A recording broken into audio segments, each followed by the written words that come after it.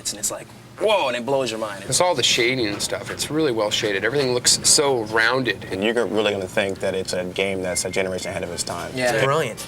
Last-second timing stuff in there where you have to jump real quick. I think a lot of people are going to be surprised at the kind of game that Donkey Kong Country is.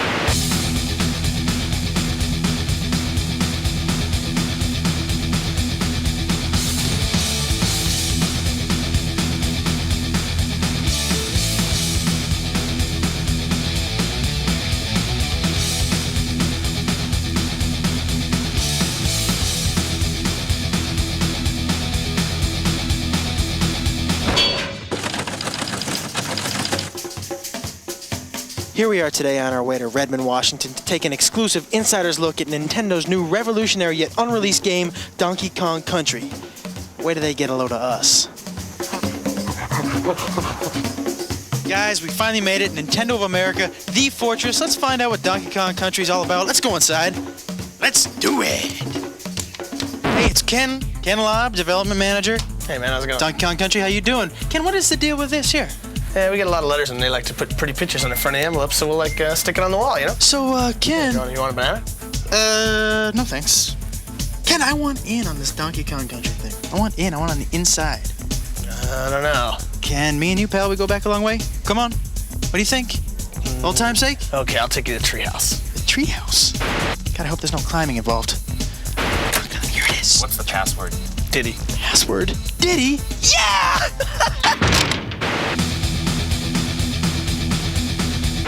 You know, after about 1,000 ditties, we finally get into the treehouse. We're gonna say hello to Tony Harmon. He is the product development manager here at Nintendo. Tony, how you doing? Pretty good. Welcome to the treehouse. Thank you very much. And I want to know, the story behind the game. Are you here to talk about the story? I'm the wrong guy. We need to get Dan here. This is Dan Osen. Oh, Dan! What's up? How are you? Pretty good. Good, Dan. I want to know something about this story. Basically, we had a chance to kind of create a new story for Donkey Kong. We gave him a world to live in, some supporting characters. Foremost among those, Diddy Kong, the little Kong wannabe monkey guy. Little Kong wannabe? He's a cool little dude who follows Kong around, tries to be just like him. The story actually picks up with Diddy sitting in the jungle guarding the banana horde. No sooner does the storm start, nightfall, Kremlings come, stuff Diddy in the barrel. What are... Kremlings are the tribe of evil reptilian beings who inhabit the island, and they're very envious of Kong's banana stockpile. As we all are. Yes, as anyone would be. Yeah. And they stuff Diddy in the barrel, punt it in the bushes, and grab all the bananas and pick off with the loot. Donkey wakes up and... Next day, Kong wakes up, where's my bananas? He goes out to find him. Rescue his little buddy, find out where he is. But Kong's angry, he's got his little buddy back, but he needs his bananas. So we get the Kremlins, we got Diddy, and we get the big fella. Tony, did you have a favorite character? Are there more characters in this? There's a lot of characters. I like the whole Kong family. We got Cranky. Cranky's the star of the original Donkey Kong game. Still alive, is he? Dad or grandfather played that game. Wow. Then we also have Funky Kong. Funky's kind of the California surfing kind of Funky Kong. Yeah, he That's runs nice. Funky Flights, and the Funky Flights allow you to fly around to different parts of the game. We also got Candy Kong. Candy Kong is Donkey Kong's love interest. Okay, good. I was wondering, maybe I could take a look at the game? Yeah, sure. Right over here. These guys are so easy. Yeah. This is Armand, and this is Rich. Hey, how you doing? Oh, hey. These guys test Donkey Kong Country for a living. We have hundreds of areas in Donkey Kong Country, and these guys have to play each area probably 100, 200 times each, weeding out all the bugs. This is a prototype board. There's 8 chips on this, 4 meg each, which makes it a 32 meg game, the biggest game ever. This 32 megs allows us to do a variety of action and a variety of backgrounds. We have snow levels, jungle levels, The pyramid type levels. pyramid levels, The cave scaffolding level. The forest levels. Mines, The industrial level. and underground factories, all kinds of A lot of different bizarre levels. places that you wouldn't expect to find on an island. Yeah, it does. We've got a bunch of guys that call it goodies. These guys help you out. We got Ramby, who's a rhinoceros who bashes through some walls, helps you find some hidden areas. We got Winky the frog. He's bad. He can jump on top of Can't like forget Espresso either. Yeah, we got Espresso. That's an ostrich, a flying ostrich with these little bitty wings and goes flapping along the top of the screen. We have a lot of other special effects we do as well. On the snow level, we have 12 different layers of snow going back and forth. We have forest levels with parallax scrolls for dimension in the game. How did this project get started? Visited my friends at Rare. Rare's been working with Nintendo for a number of years, and Tim Stamper, the head creative person there, was telling me about an idea he had to make a game out of fully rendered characters. Tim, I was just curious as to how you made them look so real. Because we're based in Twycross, we have a zoo about 2 miles away. Ah, you went to the zoo. The zoo, yeah, and had a good look at the gorillas and the monkeys, and with video cameras, it was pretty funny. Hey, big fella. Hey, there's Diddy. Diddy and Donkey. Oh, get out of the way, Diddy. How's it feel to be the prototype, fellas? Using advanced computers to produce a three-dimensional model that we can display on a computer screen. So, what do we got to eat here? Well, today we got the cream of banana soup, the banana and peanut butter sandwich. Hey, your name is George. George Zachary from Silicon Graphics. I was wondering if you could help me out a little bit in explaining the game. Sure, it's a really cool game. It was created on this thing called the Challenge, which is this really advanced supercomputer. Basically, picture 20 supercomputers in a box. Now, with all this technology, am I gonna have to buy an adapter for my home Nintendo? Not at all. In fact, when the game was created on the Challenge, it was basically specially output to the Super Nintendo game system. So it basically comes in a cartridge, you stick it in the system, and you play. How do we make the roundness, the 3D? Actually, it was created on the Challenge, first in wireframe. Actually, then you grow shade them, or you can Phong shade them, and then you actually texture map them. And you can even trilinearly bitmap interpolate. That sounds a little dangerous. And let me ask you this, I heard downstairs something about ACM Yeah, that's technology. advanced computer modeling.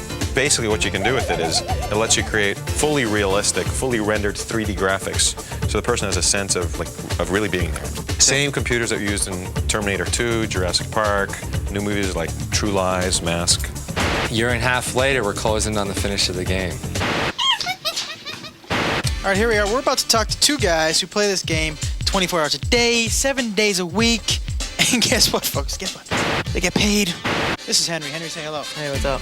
Henry, we were wondering if maybe you could show us a couple tips, some pointers. Yeah, sure, no problem. That'd be great. Okay, well, this is the first level, and this is Donkey Kong's treehouse, and that's where we got our name from. And there's a banana arrow on top of the trees when you first start. Donkey Kong can drop down there, and he can knock the keg out of the floor, and he can roll it up against the wall and bounce back and ride it.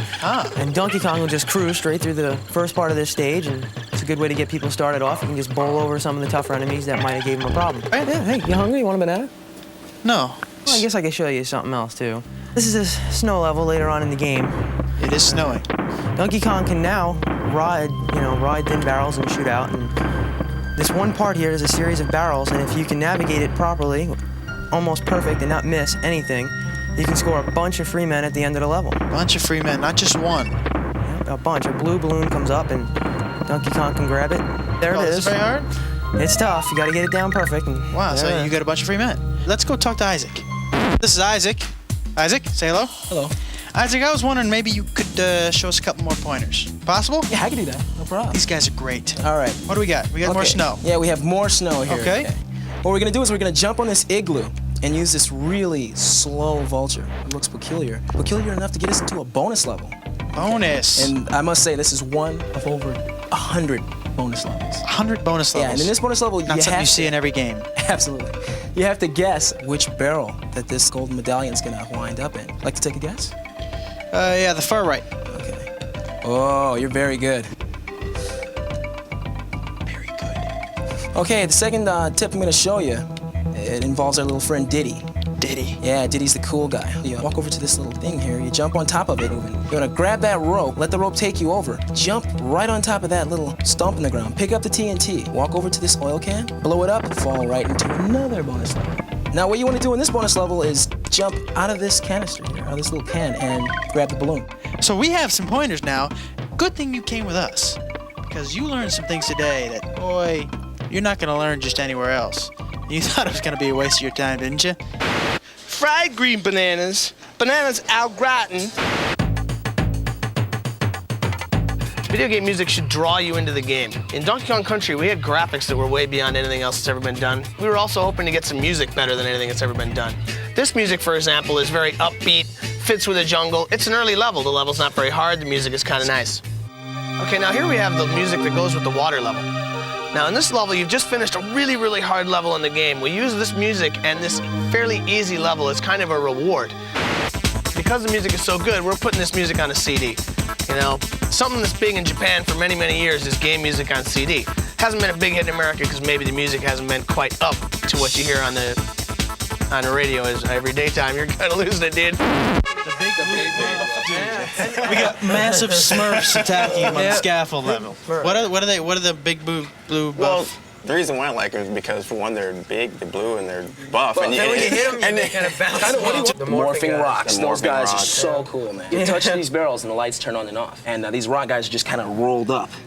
And you hit this light, they unroll and they start walking towards you. It's so cool. It's really, And you got to switch them on and off. Sounds a little scary. Yeah, On Guard's the fisher ride, and he just kind of pokes you with his swordfish front. And Pokes the bad guys. yeah, yeah. Do you guys get to ride? Do we get to ride minecarts? actually, Oh, yeah. the minecart was a favorite stage. That's your favorite stage? Yeah, it's a pretty cool stage. You're mining? What are we doing? You're on the tracks, and a lot of them are broken, so you gotta avoid, a lot of the broken tracks so you don't fall into the caverns. When we put this out, what do you think your friends are gonna think of this game? I don't think really you have to tell them all that much. Once they see the pictures, it's just gonna be like, you have to have it, you know it, get it. It's one of those games you don't get bored with. You know, I've played it probably 100 times, over 100 times now, and I'm still getting better. I'm still getting better in stages. There's certain stages I can improve on and keep getting better. Tell you what, you better reserve this game before November 21st, because that's when it comes out in the stores. I already got mine.